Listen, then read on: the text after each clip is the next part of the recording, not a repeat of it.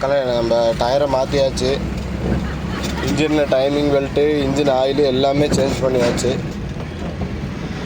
முடிஞ்சது வேலை. போயிட்டு ஒரு அலைன்மெண்ட் பார்த்துட்டு அப்படியே நேராக வண்டியை ஓட்ட வேண்டியதான். அடுத்து என்ன நடக்குதுன்னு பார்ப்போம். உருட்டி உருட்டி உருட்டி இவ்வளோ காலம் ஓட்டியாச்சு. ஓனர் எதுக்குடா டயர் வெடிச்சிச்சுன்னு சட்டையை பிடிச்சாங்க. வேணும்ன்ட்டு வெடிக்க வைக்கலண்ணே அப்படின்னா கேட்கல. வாயிலே குத்தி அடி வாங்க ஸ்டாப்பில். இது போங்கடா எண்ணெயெல்லாம் சொல்லிட்டு விட்டு போட்டு வந்துட்டேன். என்ன பண்ணுறது, ஏதோ ஒரு இதில் சொல்லுவாங்கள்ல, இதுக்கு வாக்கப்பட்ட அனுபவிச்சு தான் ஆகணும் அப்படின்னு.